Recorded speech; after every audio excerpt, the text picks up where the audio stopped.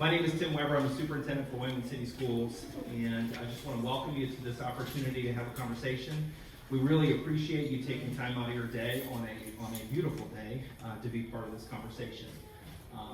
We are excited to continue to engage our community in a discussion on the future of our primary facilities, and specifically a future of our primary facilities that will support student learning, and that's really what today is all about. Our goal for the conversation today is about listening, and we will be listening. The plan for the conversation today is really to provide an opportunity for all of you to share your thoughts, your ideas, your opinions on what we should be considering when we think about developing options over the next several months for the future of our primary schools. So really, again, it's about listening from our perspective to make sure that we're capturing the most important things that you feel are important in that entire process. As we do this today, we are going to be breaking into smaller groups. That's what all the chairs in the back are about. And so what I wanted to do is just introduce some of the individuals who might be helping to facilitate those conversations. And when I share their name, I'm just going to ask them to give a wave so you know who you might be looking for as we split up. And that's what those numbers are about that you received when you came in. So first of all, we do have several of our board members here. We're excited that they're able to participate in this conversation. Our board president, Jeannie Zoller, right back there. Our board vice president, Kara Broderick. Board member, Heather Yee. I'm back here. Very good. Chrissy Gronis is with us, administrative assistant from the central office. Our director of communications, Susie Hankey. Our assistant superintendent, Ashley Whiteley. Facilities administrator, Mike Anderson. Our Wyoming Primary Schools principal, Gina Kirshner, is with us. And Wyoming Primary Schools speech and language pathologist, Sandy Zeefley. And then I'll actually also be involved in some of those conversations too. As we think about entering into this conversation, it's important to recognize that lots of work has already happened when we think about the future of our primary schools. Work that really started out a couple of years ago. 2 years ago, our Citizens Advisory Committee participated in a study that was focused on our primary facilities and specifically identified the need to look for potential options with our primary schools. Then last year we had a primary facilities committee that worked throughout the year to explore potential options that really satisfy the educational needs of our students and our staff members. Also last year we had meetings during the spring where we had, some of you were participating in those conversations, where we talked about the work of the primary facilities committee and specifically talked about some potential recommendations that came from that committee. Through that work and those engagement opportunities, we learned a great deal.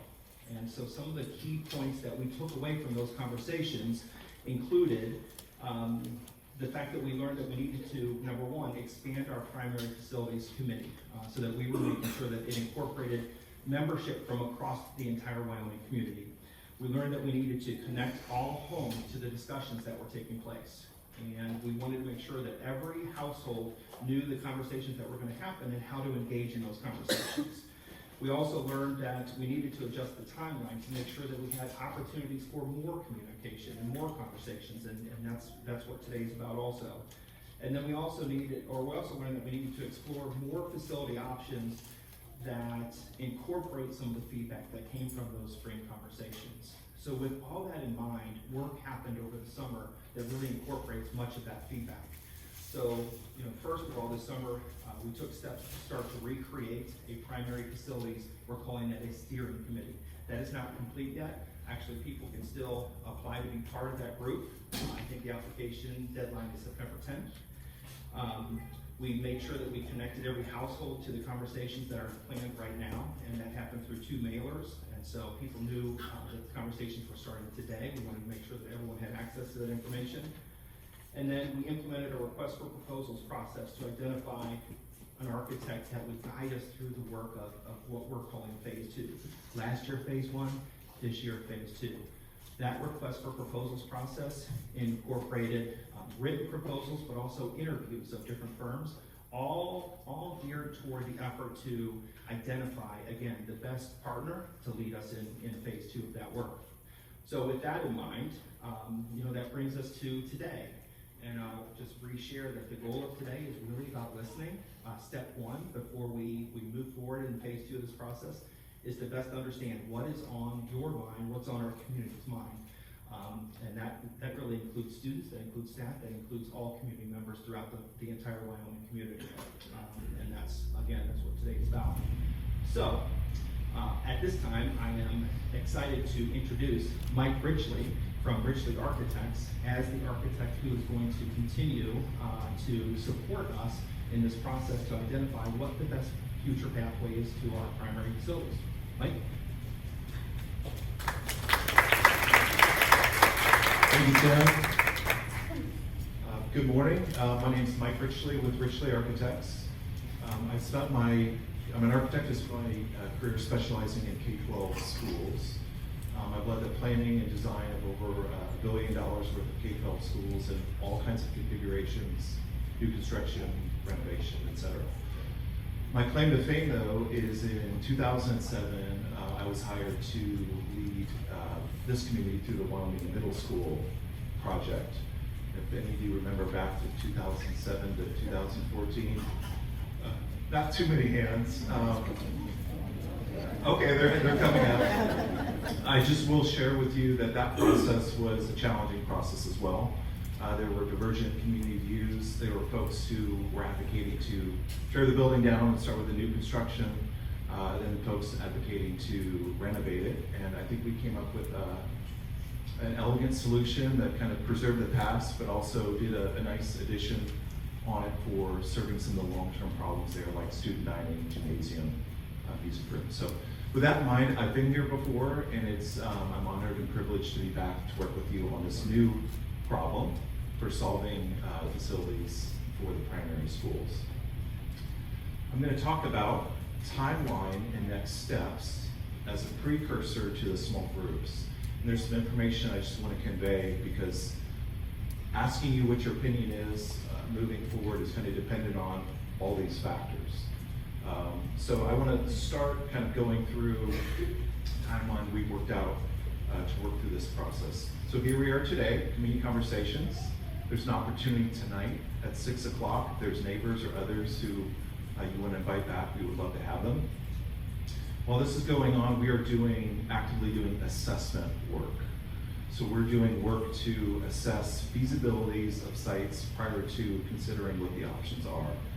Step 1 is we're doing traffic analysis at 2-year sites. This is an important issue because if any option is on the table that might increase the student load at any of those sites, we need to understand how the infrastructure, how the sites, how roadways, the networks support that. That's being performed by Kleinger's Engineering. Mark Nolt is a professional traffic engineer who's leading that for us. He also did the work for us at the middle school. If any of you remember the middle school, there was a temporary middle school on the baseball field that required a traffic study and had to figure out how that was going to work. Mark's on board for this. We're looking at the systems. Motes Engineering is a mechanical, electrical, plumbing engineering consulting firm that specializes in these types of projects. They're looking at the buildings to see what are the state of the systems and to what extent might they service the project moving forward if renovation options are on the table. We're doing a geotechnical study of Hilltop. Some of you might be aware there's some observable cracking on the corners of those buildings. CTL Engineering is a geotechnical engineer. They're drilling 3 soil borings on the downslope portions of those sites.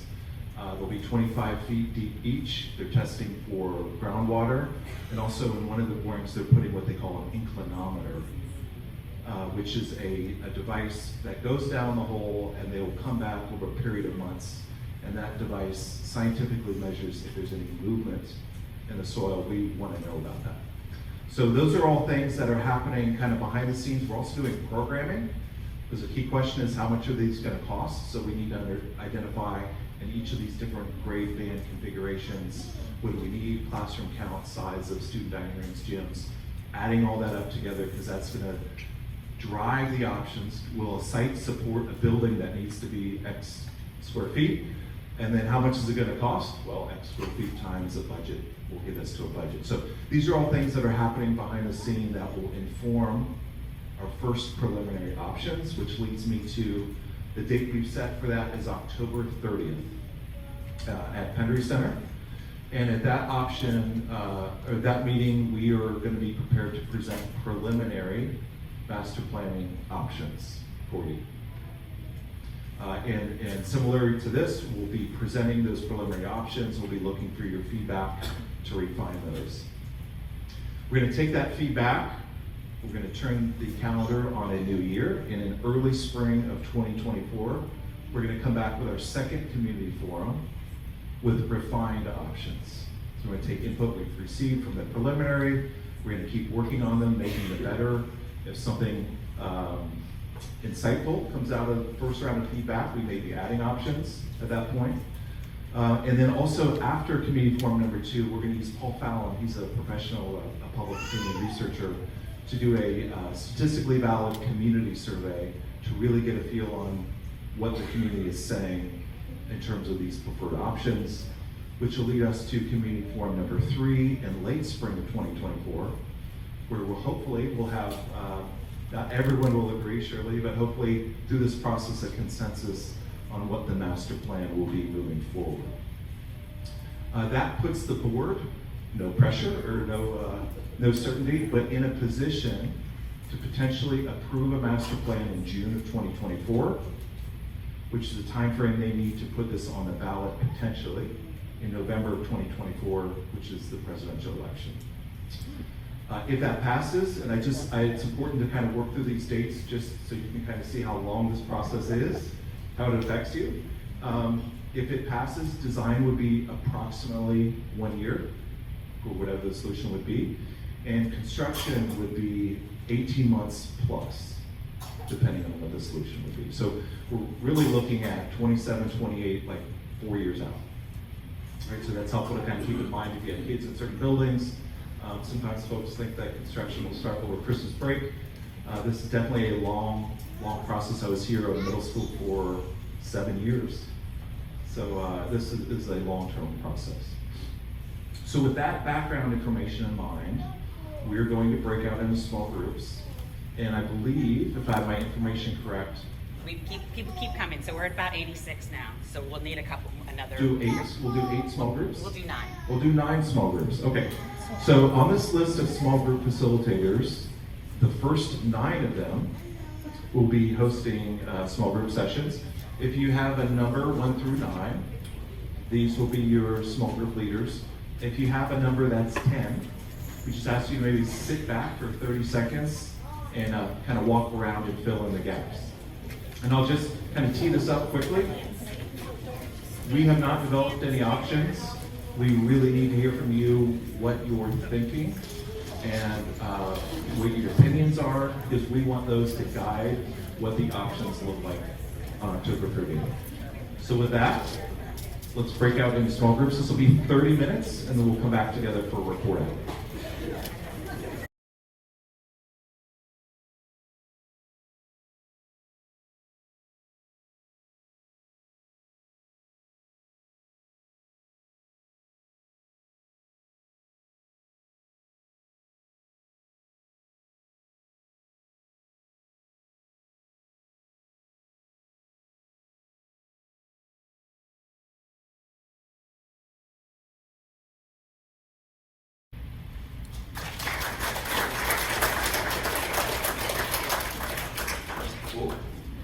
Appreciate everyone coming this morning and your feedback. Make sure to tell others about tonight at 6. And let's talk about opportunities for further engagement. We have tonight at 6. To mention, there is a primary facilities steering committee with an application deadline of September 10th. Community forum number 1 on October 30. Community forum number 2 in early spring, community forum number 3 in late spring, and the school district website will be the clearinghouse and the depository of all the information for this process. So please check that out early and often. And now I would like to introduce So Kara, for closing remarks. I'm going to be brief, but I do want to thank everybody for coming. Discussion in group one was fantastic, and just to be together in person, looking, into each other's faces, differences of opinion were all expressed in a way that was just heartened me about our community. And sometimes a difficult process leads to the best solution. And one thing I wanted to mention, and it was mentioned early on, if friends and neighbors cannot come tonight, there is an option to watch the recording, which will be put up very quickly, and an opportunity, there will be a Google form, I guess, for them to fill out and say, as we begin to develop options, we have until June to make a decision. As we begin to develop options, what should we be thinking about right now?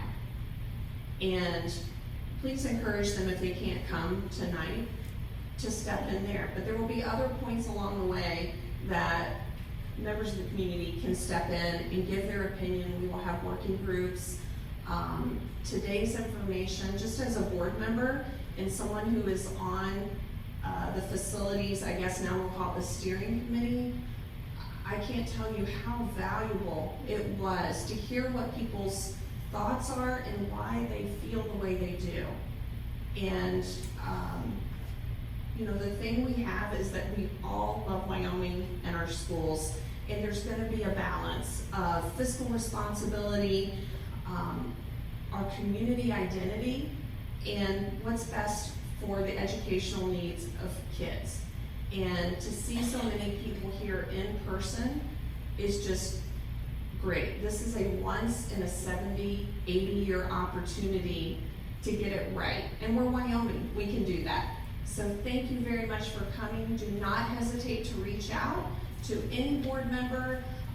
As information becomes available, it will be on the website. As the steering committee is chosen, that will be advertised. And we're going to get, as we heard you in the spring, we are going to get as creative as we can to reach as many people as we can in our community all along the way. But if you have ideas that we can make it better, do not hesitate to reach out. Thank you very much for coming.